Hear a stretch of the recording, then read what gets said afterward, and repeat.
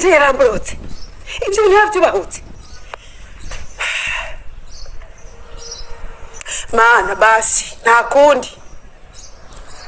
Jewe utafashe ngo mbuhe amaboko umubiri wose nukuri ndabona ngira nsubire gukora amaraso.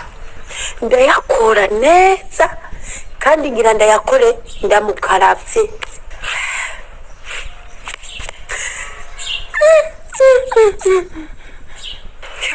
Mana we.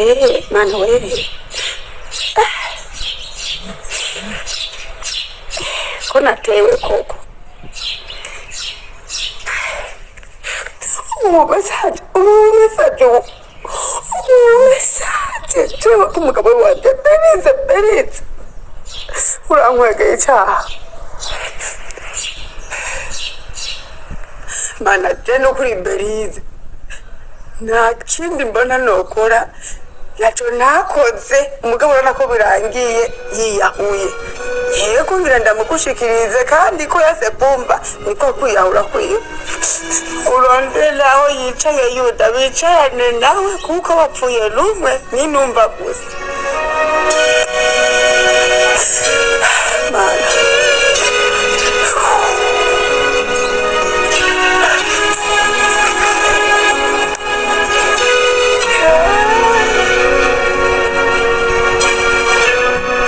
Mana mwana wanje ugenda guhamugaye kugira tuganire. Ujye bisiga bingana bitorana inda cyane kugira nagenda kumenyeshe umuhungu wanje yubaha. Niyo mpamvu yantumye yakuntumye ko ambwira ati genda muganire mwebwe mungana. Kigo byananiye kumwubahuka. Rero urugo rwiwe ni nyabagendwa kandi nukuri arakunda abantu, ariko yagiye abona muterura mwumva ku makenga afise. Ariyumvira ati mbega none uwo muvyeyi azohamara igihe kingana iki kugira ngo nawe amenye ingene ashobora kubandanya atunganya ivy'urugo rwiwe. Bamwana ekuri bamwana nyene ubu cyo cyo kwamagare ngango munza kuba numvitse cyane icyo utatsurabaza anda kubwira ku majambo yose wagiye urambwira nayumvirije icyo utazurahuye n'umukoshi. Bimwe mu byibazo bya benshi bakibaza ngo Yvette aya majambo ayakura hehe? Ni Yvette ahije kuvuga ati man umuntu wawe yananiye jewe ngomba ndamugushikirize, bivuga ngo owe yaramaze kwiyumva neza ko kwica taco bimubwiye. Eka noneho yavuze ati amaraso naramenyeye kuyakora mana jewe ngomba nkora yandi maraso kuko uwo muntu wanje ariwe Berize yananiye yanse kumva. Ati rero ugenda uraba ahantu mwicarikana na Yuda wawe kuko bose ni ntumva. Wimvire ano majambo urahe ukikumva ukibaza ngo aya majambo Yvette ayakurahe. Reka tubanze tuyage ku bantu mukurikirana zino filme, ku bantu mumviriza zino filme, muravye Yvette ingena ari karakina amajambo ari karavuga, ingena ari karavyitwaramwo, ninde muntu mu bakinyi ba filme ndundi ubona ko wo mugereranya mu mvugo akoresha, mu myitwarire yiwe, uko yitwara muri filme? Eka wumvise amajambo avuga ingena yakurikiranya, ninde mwanditsi canke ninde muri mukinyi murumva yoba kina nka Yvette? Ibyo turashaka mutubwire muri commentaire uwo bukoze.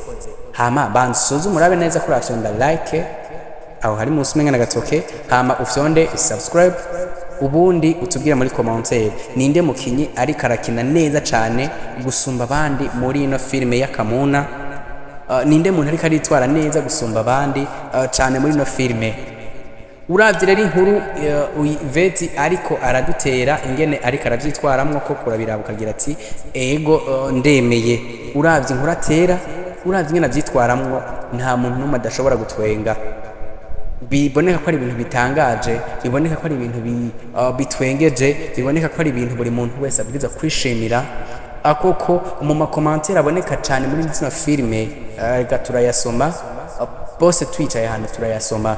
Urabona neza ko Yvette ari we muntu wa mbere ariko aritabwaho cyane muri kino gihe, aho baca bigereranya n'ukungene Mimi Mireille atari karaboneka muri no filime, bakavuga ati Yvette asa n'uwamusubiriye, Yvette asa n'ubarenze, Yvette ni camamare co muri filime muri kino gihe.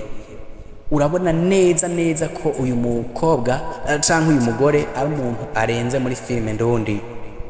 Uri kurara rimwe navyitwaramwo urahetse ukibaza ngo ibi bintu koko Yvette abikura he, bimuzamwo gute, abyitwaramwo gute, bati kumenga ararengeje, kandi koko niko biri. Iyo ugiye kwibaza Yvette aya majambo yakura, uraheba ukibaza ngo kubera iki aya majambo Yvette yaronka. Abantu b'ingabire bashaka kwiga gukina filime banza muturondere. Wowe ufise ingabire yo gukina filime, wowe uri ngaha mu gisagara ca Bujumbura, uriyizeye canke urazi neza ko uzi gukina filime, usige nimero muri commentaire ha mu bundi ushaka gukina bakurondere, uze wimenyereze n'abandi canke uze ukine mu gihe uzo usanzwe kubizi umenyere, uze wikinire filime ukuze ingabire yawe nkuko n'abandi bariko barazikuza. Wifuza gukina filime, bitubwiye muri commentaire ha mu bundi, uze werekana ivyo ingabire yawe kumeze canke werekana ivyo wakinye ko bimeze, ubundi bagushiremo canke tugushiremwo. Nuko reka tubandanye tumira amate.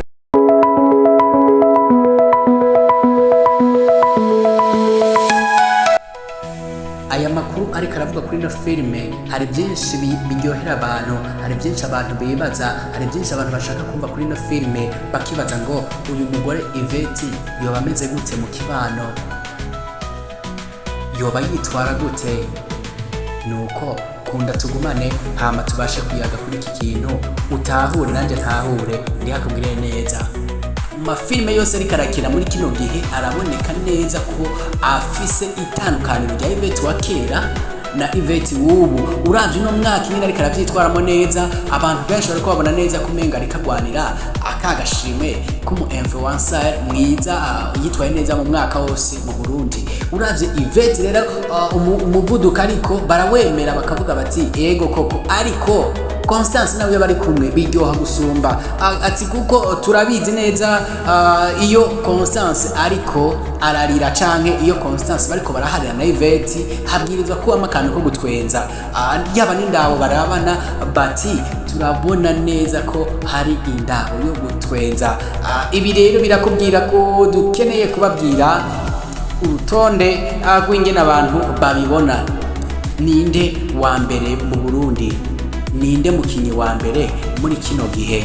Abenshi baravuga ngo Mimi Mireille ni ikibasumba, abandi bakavuga bati Kado Ravere ni ikibasumba. Ivyo rero guma hamwe, ugume hagufi, ugiye kubibona. Abafana ba filime baripangiye urutonde, hari amatora tumaze iminsi tugirisha ku rubuga, baravuze ngo uwa mbere turabona neza uri karadukinira cyane neza cyane n'uyu, ubu nawe asa n'uwahagaritse, ubu nawe asa n'uwanje kuruhuka, ariko bitavuze ko abandi bamuciye. Ubu nawe ari mu bikorwa birenze bivanye n'ingene turiko turamubona aboneka.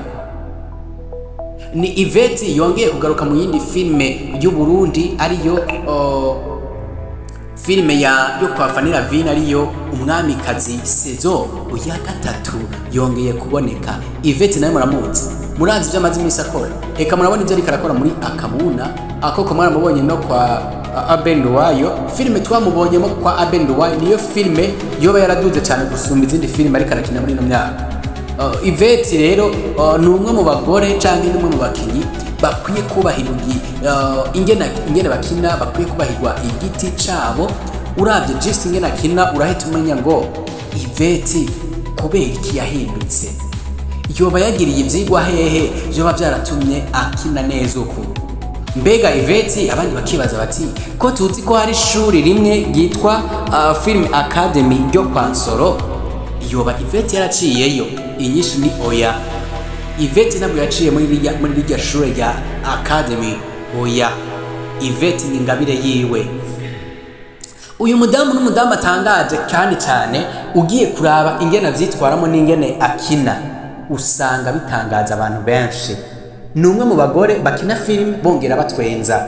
Ibi rero ingabire si ya bose, kuko bajya bakina komedi bafise ingene babikina n'ingene bavyandika kandi bakabanja kubikatagura. Ariko Yvette filime ayigirako uyu mugore ni ingabire yiwe. Turamaze iminsi tubona abantu batumira abakinyi ba komedi canke abantu bakina komedi hariya muri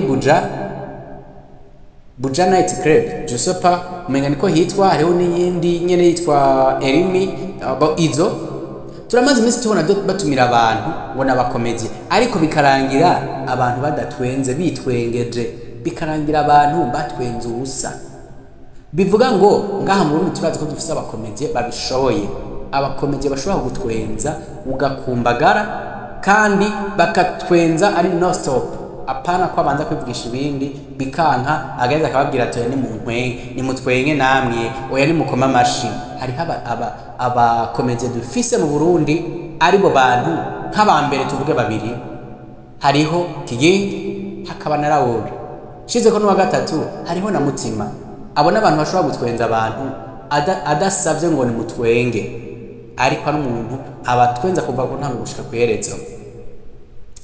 Rero nanje nagoma ndababwire ngo mwongeremo Yvette.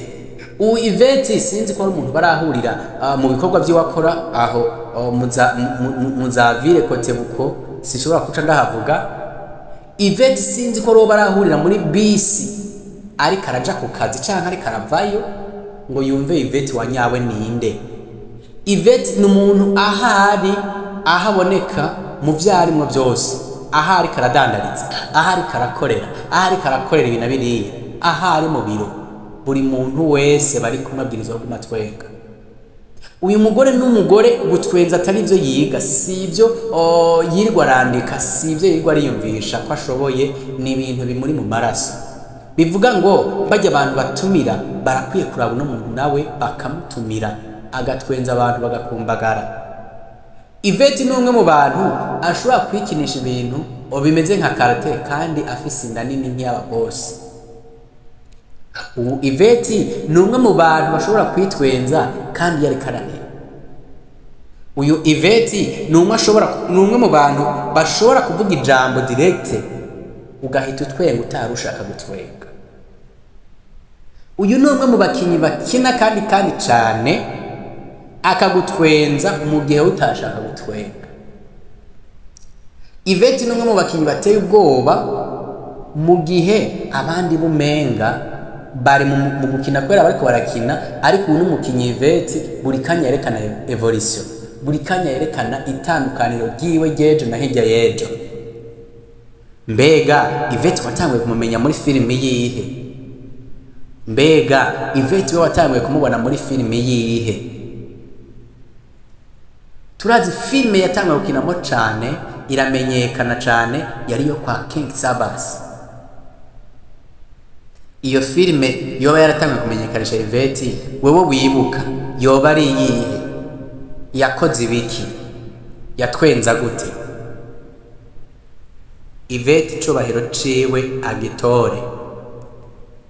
Yvette cubahiro ciwe agitore. Numwe mu bakinyi batarya umunwa, numwe mu bakinyi bavyiyumvamwo ino industry y'u Burundi ifise. Numwe mu bakinyi badacika intege, numwe mu bakinyi badata hasi, numwe mu bakinyi ramutse avuze koko wumva wotwenga. Iyumvishe nk'akantu yakinya aravuga ati Zandagara. Ni ibintu biri mu bintu utopfa wiyumviriye ngo ubu rero ngiye kuba nka wa mugabo yirirwa aravuga ngo Zandagara. Jise ako kantu umaze kukiyumvira uribaza, umukinyi tuvuge umukinyi ashobora gukina ku buryo yiyumvira nako kantu, ibi bintu abikurahe? Bivahe? Urumva ko ari ibintu bitangaje, ni ibintu bisiga ubwenge ukibaza ngo aya majambo koko Yvette ayakurahe? Ni umwe mu bantu bashobora kwitwenza ukabona neza ko ugutwenga kwiwe kurimo inzigo, cyangwa ukabona ko atwenza adatwenze ariko wowe ubona ko umenga yagutwengeye. Ibi rero si byo muri filime gusa, n'umuntu ari seriye abenshi bakibaza none umugabo wiwe babanye gute? umugabo wiwe n'umuntu babanye neza, umugabo wiwe n'umuntu babanye neza. Ugiye kureba impanuro ziriko ziratanga muri no filme, wogira ngo si umukinyi yubatse mu rugo kandi urugo rumeze neza, wogira ngo n'umugore amaze gusambura. Ariko nk'ibanga rihari, Yvette niwe mukinyi wa mbere ari mu bubatse urugo rwiza. Nuko urugo rwiwe atarushira kuri social media kubera umugabo we batabikunda, ariko mumenye ko umugabo n'umugabo bashigikiranye kandi bakundana kandi cyane. Uno munsi muri filme turazi neza ko urugo ruriko ruraboneka cyane ngo bameze nk'urukundana, tubibona nkaho bavuga ngo n'ugwafanira vine. Eka n'undi rugo rwubatse neza turabizi ko ari urwa kamikazi, ariko fanira vine nawe nuko byose bigaragaza. Abana biwe nabo ku rubuga, umugabo we n'uwo ku rubuga koko barabigaragaza. Ariko Yvette nawe mumenye ukumubona kina mu gitanda, ukumubona ari karashwanira umugabo, mumenye ko atari yo kamere yiwe. Yvette ni mukinyi mwiza, yubatse urugo rwiza, yubaha mu rugo, akunda abana, akunda umugabo, bimwe bikwiye. Wowe ushobora kuca wumva umenga ingene umubona umenga birateye ubwoba, ariko Yvette n'umuntu yiyubashe, n'umudamu yiyubashe, umudamu atwenza, umudamu akina neza. Ego koko twabumwe tuvuga kuri Yvette, ariko hariho abandi bakinyi bariko baravyitwaramo neza. Ariko no munsi iyi filime ya Kamuna nta wundi muntu ishingiye ko atari Yvette, kumwe na mama wiwe ariwe Kamuna wa Kamuna. Nta wundi muntu iyi filime ishingiyeko. Turavuga King Sabasi koko na Mimi Mireille, ariko mwibuke ko King Sabasi mpamvu atari karaboneka, Mimi Mireille ari mu kindi gihugu. Ashobora murabizi neza ko yagiye mu gihugu cy'u Rwanda, aho benshi bariko baribaza ngo Mimi Mireille none ubwo nta mushiri yo bararonse mu Rwanda. Ibi ni bimwe mu majambo canke mu bintu biriko biravugwa cane n'abantu benshi bibaza ngo uyu mukobwa koko ntashobora kuba afise umushiri mu Rwanda, akaba ariyo mpamvu aguma ajayo. Numwe mu bakobwa bariko baramamariza abantu abanyarwanda cyane kugira rumwe rukwiye. Numwe mu bakobwa bivugwa ko buguruje inzu y'ubudandarizo hariya mu Rwanda. None tukibaza ngo Mimi Mireille yoba ashaka kuba hariya mu Rwanda koko? Mimi Mireille yoba agomba kuzoba iyo mu Rwanda? Bamwe bati bimeze gute, abandi bati ego, ariko siwo muti canke siyo nyishu. Mimi Mireille n'umwe mu bakobwa ariko baragura imbibe, ahavuga ko ashaka gukina ku buryo no muri Tanzania uzobona bamusavye collaboration. Mu Rwanda yarakiniye iyo filime ziranaduga ku buryo filime yiwe ariyo filime yo batangiye kwandika amateka, ikwiza abantu bayiravye imiliyoni 2. Uno munsi ku miliyoni 2.8. Bitavuze ngo inyuma yiwe nta bandi basuye kurabwa barazikwiza, ariko niwe wa mbere bena Kiraman n'umukobwa yitwa Peri bo barakinye filime ku rugero rwiza rushobora kuduza filime z'u Rwanda zirarabwa n'abantu bashika miliyoni 2 mu gihe c'amezi. Ariko inyuma yaho abakinyi b'u Rwanda baciye berevuka batangura gukina nabo cane, aho nabo bakwiza ayo mavyuzi miliyoni.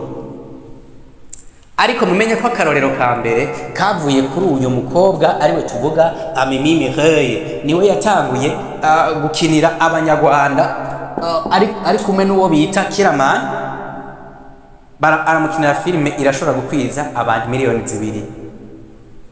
Rero uyu mukobwa nuwo kubahwa ngaha ku butaka bw'u Burundi. Ariyo mpamvu mubona mu Rwanda, kubera ko mu Rwanda babona ko bamukeneye ku bintu byinshi, bahitamo kumugumana kugira ngo agume abakinira, ndiho abagirire neza. Mubandanye kurindira rero no filime ya Kamuna, twese namwe tubashe kuba hamwe, turindire filime ataraga filime yo kuraba, filime yo kunezererwa. Buri muntu wese abona ko ino filime ikwiye guhabwa icubahiro ku butaka bw'u Burundi.